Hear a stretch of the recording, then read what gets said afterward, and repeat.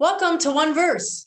We have Pastor Todd Hostetler from City on a Hill Teaching Center, Jeff Millslegel from City on a Hill, and they are here to discuss another Bible verse that I'm going to surprise them with. So Todd, I'm going to surprise you with this one. It's a New Testament verse. Are you ready? Okay, it's Mark 11:25. It says, "And whenever you stand praying, if you have anything against anyone, forgive him, that your Father in heaven may also forgive you your trespasses." That's Mark 11:25.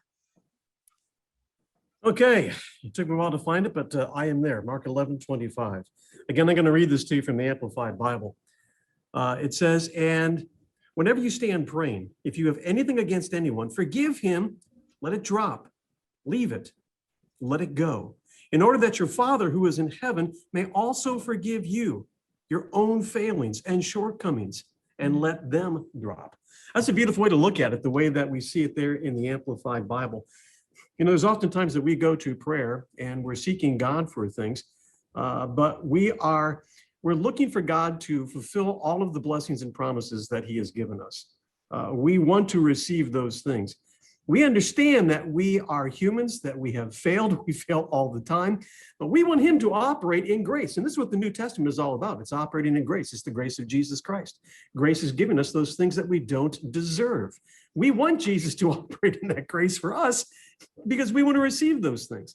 But sometimes our problem is we want grace for us, but we don't necessarily want grace for others. So when someone has wronged us, or someone has done something that has offended us, we want them to be held accountable.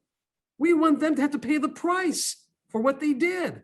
And that's not operating in grace. Here's the thing. You can't expect, spiritually, you can't go and expect to receive in grace from Jesus Christ when you have claimed that, no, I'm going to operate under the law. I want the law for others, but I want the grace for me. No, by saying you want the law for others, you have then chosen to live under the law yourself. And this is why we're being told in the book of Mark, this is why we're being told that when you go to pray, make sure that you don't have something in your heart against someone else. Make sure that you have let that go.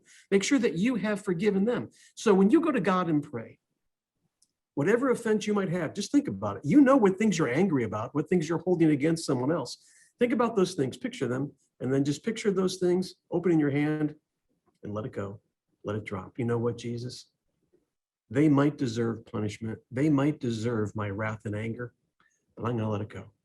I'm gonna forgive. Why? Because Jesus, you forgave me and I operate in your grace and I want that grace. And so if I want it for others as well. This is how you prepare your heart to receive all of the blessings, all the promises, all the good things that Jesus has for us. Again, it's the word of God. It's always filled with beauty and simplicity. Jeff, what do you think about Mark chapter 11? I forget what verse 25, I think.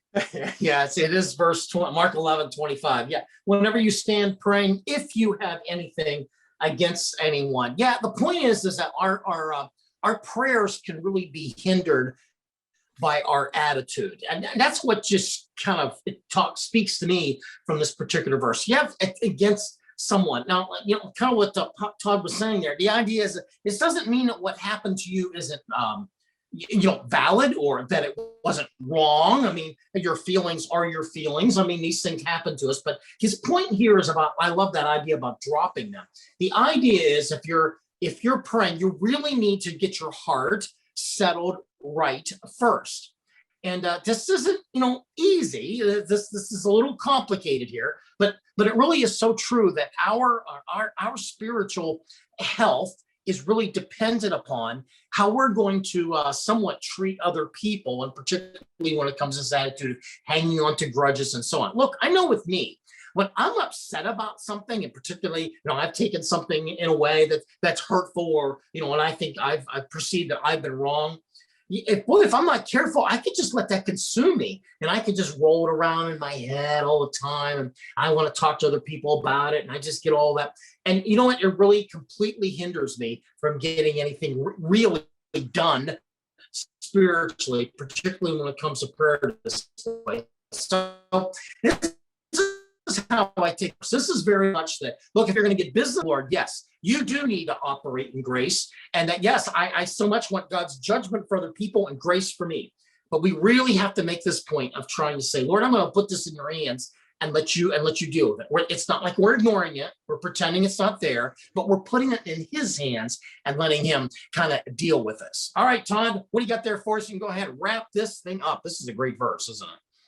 Well, I think it's also noteworthy that if you look at the verse that's right before it, Jesus says, therefore I say to you, whatever things that you ask when you pray, believe that you receive them and you will have them. So Jesus first says, when you go to pray, believe that you receive when you pray. Then the very next verse, he talks about forgiveness. So you can see that by Jesus putting these two verses together, he's making a connection between forgiveness and belief.